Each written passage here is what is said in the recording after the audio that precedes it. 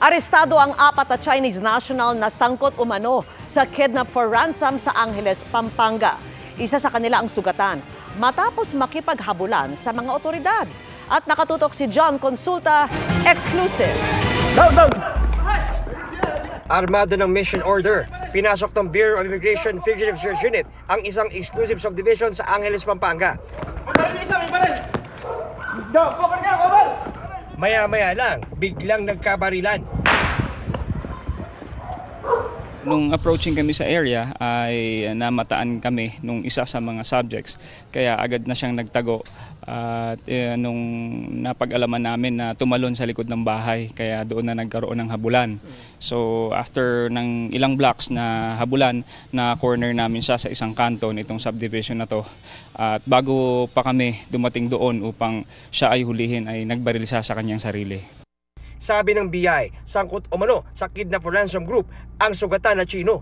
Ito nga isa sa mga kwartong pinasok ng BI Fugitive Search Unit at Angeles Police. Kikita natin sa bahaging ito, nandito pa yung kanilang mga baril at itong posas. Sa upuan ito, makikita naman natin ang mga ginagamit sa pang-torture sa kanilang mga biktima. Merong tie wrap, may batuta, meron pang wig, meron din mga kutsilyo. Sa lamesang ito naman, meron pa ring baril at mga drug paraphernalia na umano yung ginagamit ng mga membro ng Kidnap for Ransom Group na nagtatago dito sa bahaging ito ng Angeles, Pampanga.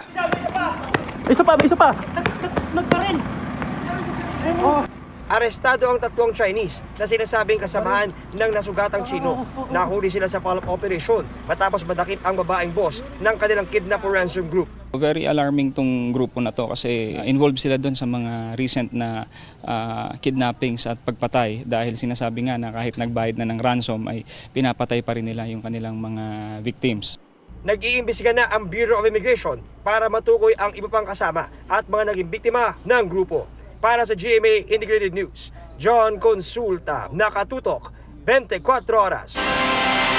Nahuli na ang 2 suspect sa pagnanakaw sa isang obra ng national artist na si Fernando Amorsolo. Matapos ipasuri sa pambansang museo, kumpirmadong ito ang nawawalang painting. Nakatutok si Mariz Umali. Halos sumabog ang cyberspace sa reaksyon ng mga netizen nang mabalita ang nawawala ang 88-year-old painting na Mango Harvesters ng pambansang alagad ng sining na si Fernando Amorsolo. Ipinenta ito noong 1936 at pagmamay-ari na ngayon ng namayapang si Ramon Hofileña.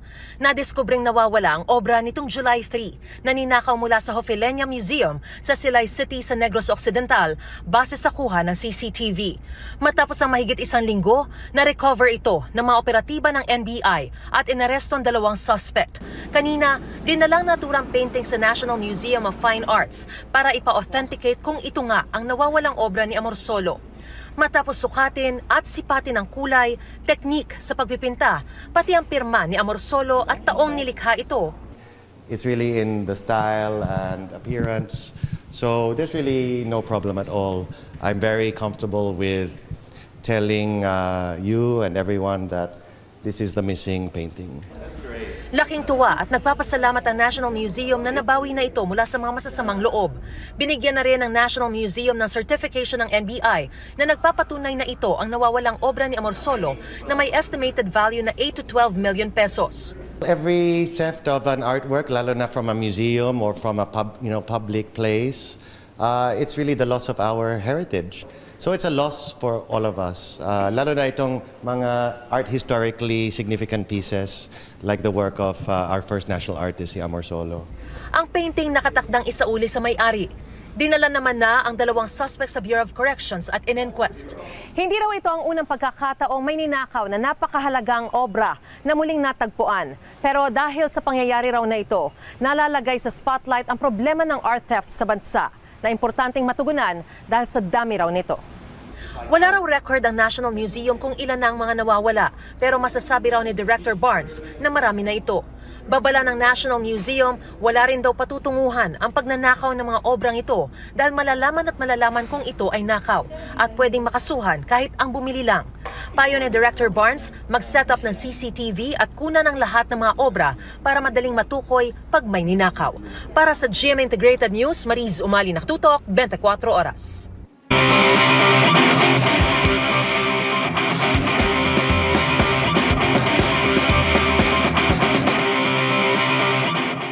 para tugunan ang problema sa waste management o pagtatapon ng basura sa Baguio City. May mga binuong solusyon ang ilang estudyante roon. Una, ang isang high-tech na basurahan na may sensor. Pangalawa, web-based reporting system para mabilis na maisumbong ang mga diwastong nagtatapon ng basura. Tara, let's change the game!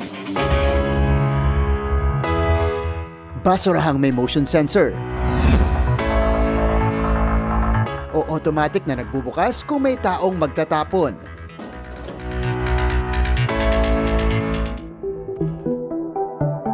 Solar power din na kayang i-monitor kung puno na ang basurahan for timely waste collection. Ito ang Smart Garbage Bin Baraki. Short for Basurahang Taraki na ibig sabihin ay nagpapaganda ng kapaligiran. Taong 2022 ito dinevelop ng computer engineering students ng University of the Cordilleras. Sa Baguio City po, issue talaga yung basurahan. Parang lagi pong overflowing yung basura.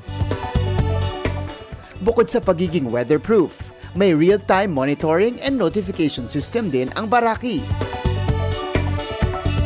Pag puno na ang Baraki, hindi na siya magbubukas kahit tumapat pa tayo sa sensor at makakarinig tayo ng buzzing sound katulad nito.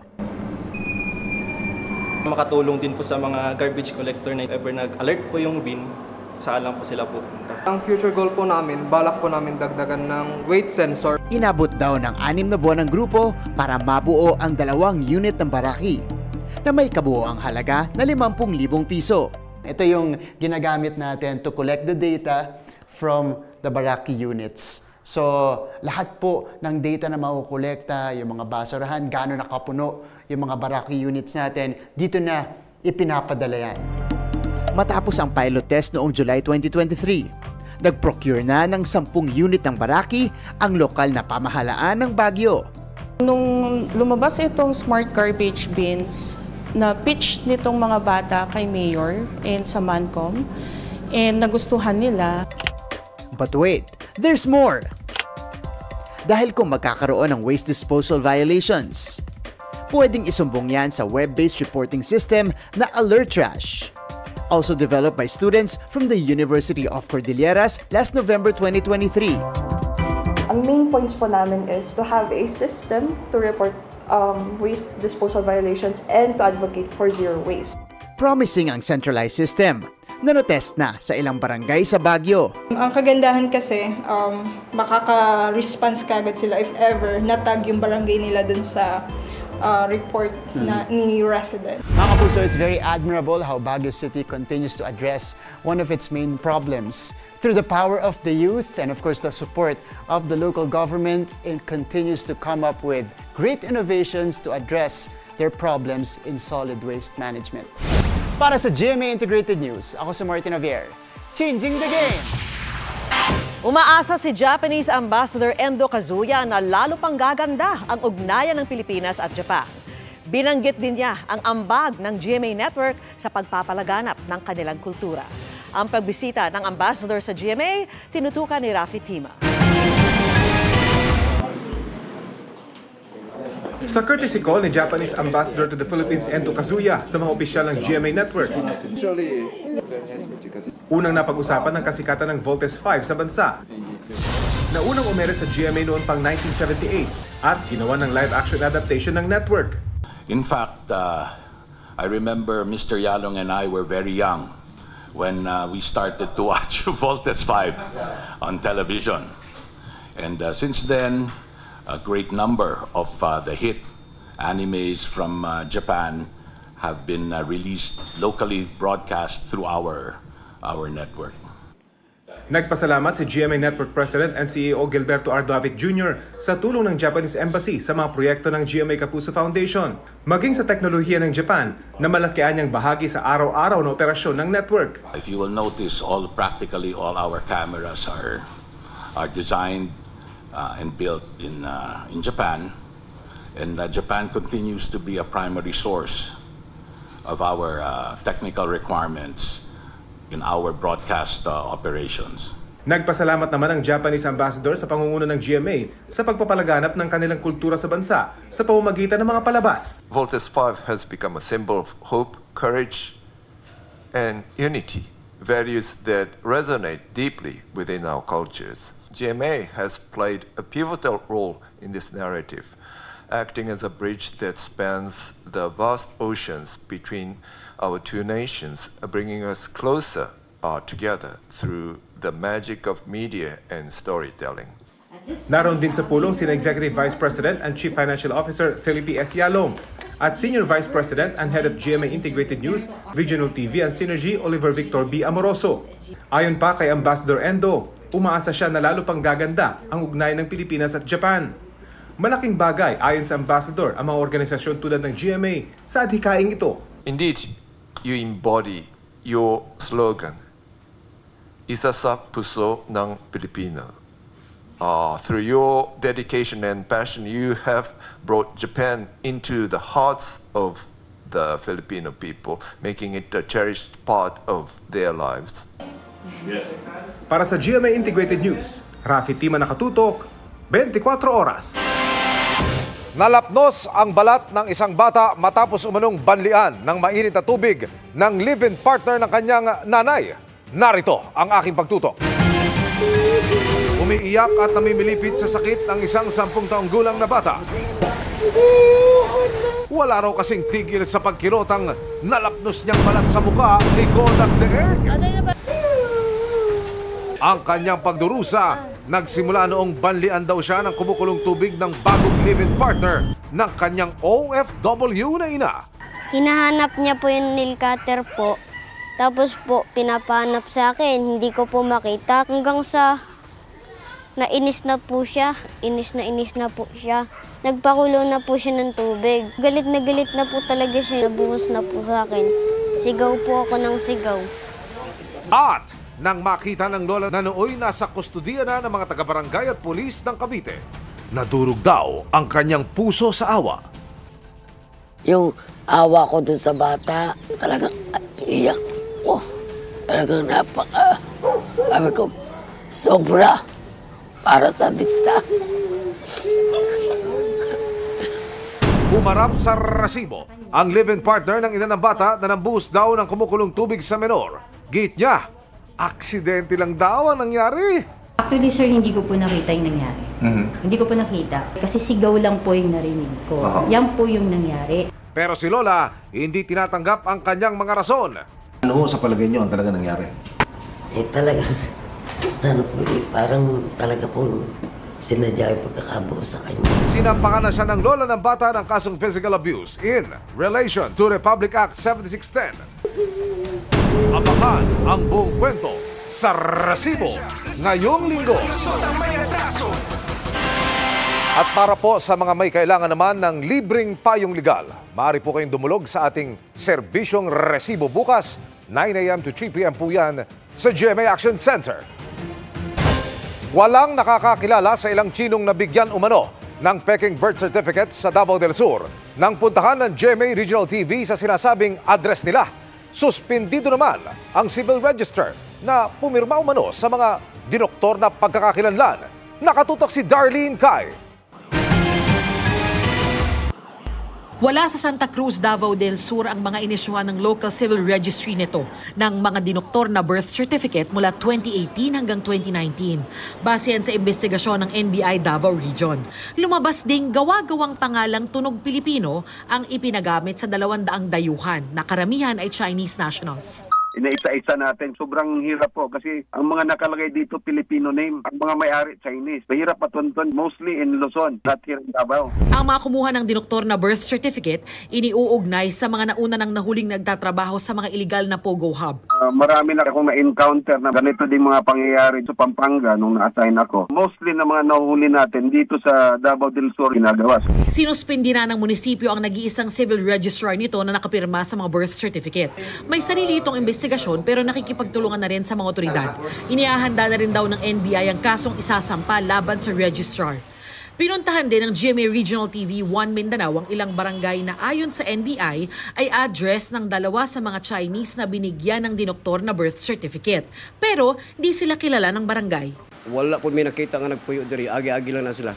Hinala ng NBI, marami pa ang ganitong pamimeke at maaari umanong pareho sa hawak na Filipino birth certificate ni Bamban Mayor Alice Go na ayon sa NBI ay si Go Waping. Yung sinasabi nating 200 na birth certificate na mga falsifikado 2018 to 2019. So meron pang pababa ng 2018, meron pa ding pataas hanggang 2024. Para sa NBI at sa Bureau of Immigration, malinaw itong banta sa national security dahil maaaring magamit ang peking identity sa krimen.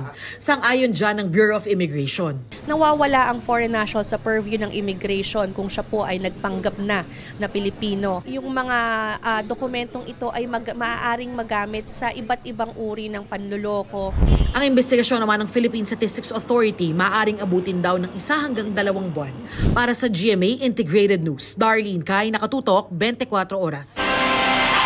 Weekend na naman mga kapuso. Uy, kung wala pa kayong plano, pwede kayong mag-hunting muna ng travel discount sa isang travel expo sa Pasay City. Pwede pang makatulong sa ating ekonomiya kung lokal ang mapipili niyong biyahe. Nakatutok si Maki Pulido.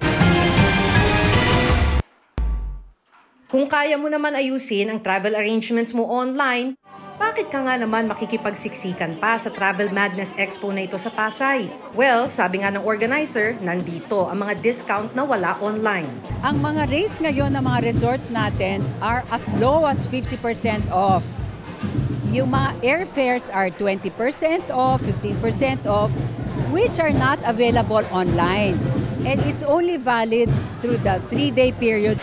31 airlines ang kapartner ng mga travel agency. Sa travel package na inaalok ngayon dito, pwede raw umabot sa 30% ang matitipid mo. All-in-one na yan, mula hotel, airport, land transfer, sightseeing, at depende sa package, meals. Hindi lang to for 2024. So if they're planning na to travel, of course, December, January, February, March, meron tayong validity hanggang May 2025. Pero sa mahal ba naman ng bilihin ngayon, bakit kapag gagastos para lang makabiyahe? Para sa mag-aamigang ito na higit 1 dekada ng retirado, pabuenas ito sa mga sarili. Matapos ang halos 5 dekadang pagtatrabaho, pwede na sila ngayong lumarga for all season. Retire na, sarili mo na yung sarili mo na yung time mo. Pagka pwede at meron kang budget, ipaplano. Unwind mga problema, parang masaya ba? Nawala ang stress, parang ganyan. Stress-free kami. May paluwagan ng magkakaibigan at kung ano ang matipid, ipagkakasya para makabiyahe sila. Wala na kaming inaasahan kundi yung SS, ganun, yung GSIS, o di pension. Kaya kailangan mag-ipon bago maka-travel. Bagamat may international packages, si Frances, local muna ang target. Dahil ilang beses nang ibang bansa, kaya local tourist destinations muna ang target niya. Iloilo, Guimaras, tsaka Gigantes Island. Isa din sa dahilan dahil sa seafood.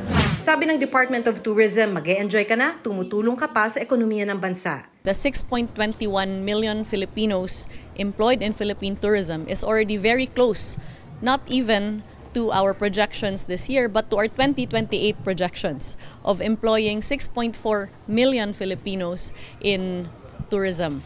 96.6 billion pesos daw ang combined government spending para sa turismo nitong 2023, pinakamataas kumpara sa mga nakaraang taon. Pero ligtas ka ba kung magtuturista ka sa Pinas? Over 7,800 na po yung na-train na mga tourist police, and kasali na din po dyan yung mga police auxiliary forces in local government units. Kung may problema, pwede na raw tawagan ng Hotline 151 ng Tourist Assistance Center. Para sa GMA Integrated News, Maki Pulido, nakatutok 24 oras. Beyond grateful ang cast at crew ng Pulang Araw sa dami ng good comments at nag-aabang sa kanilang serye. At isa na riyan, si Dennis Trillo na nagsalita na rin for the first time matapos ang controversial na pagkakahack sa kanyang TikTok account. Makichika kay Nelson Canlas. Mahigit 9 million views na at daan-daang libong engagement sa social media. Di na makapaghintay ang mga kapuso sa pag-ere ng inaabangang family drama series ng taon, Ang Pulang Araw. Binisita namin sa set ang pangunahing cast ng serye. Malaki ang kanilang pasasalamat sa tindi ng anticipation ng viewers sa serye. Wow. Sobrang thank you po. Maraming salamat po mga kapuso and sa mga nakapanood po ng trailer and yung mga materials po na pinakita namin for Pulang Araw. We're very proud and happy and hindi nyo po alam kung anong ligaya yung nabigay nyo sa amin. Grabe, sobrang overwhelming. Somehow sulit ba yung mga ipinuhunan mong paghihirap dito sa serye na to?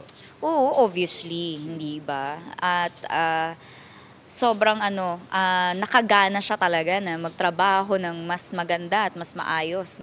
Bilang pasasalamat sa magagandang natatanggap ng serye, makikibonding sa fans ang cast ng Pulang Araw sa Pinoy Pop Convention o Pinoy Con na gaganapin sa Makati bukas. Siyempre po makakasama natin ang ating mga kapuso dyan. Kasama po ang buong cast ng Pulang Araw. At ito po ay magkakaroon tayo ng mga limited edition merch. Bukas po yan sa One Ayala Makati na may pagkakataon tayo ma-meet at greet ang ating mga kapuso dyan. Pwede tayo mag-sign dyan, magkwentuhan. Sulit daw ang kanilang mga naging sakripisyo para sa serye. Si Dennis Trillo na gumaganap sa papel ng mabagsik na opisyal ng Japanese Army na si Colonel Saito Yuta. Overwhelmed daw sa mga nakikita niyang mga naggagandahang komento. Siyempre sobrang saya na marami natuwa, masaya na maganda yung mga feedback sa lahat ng mga nakanood.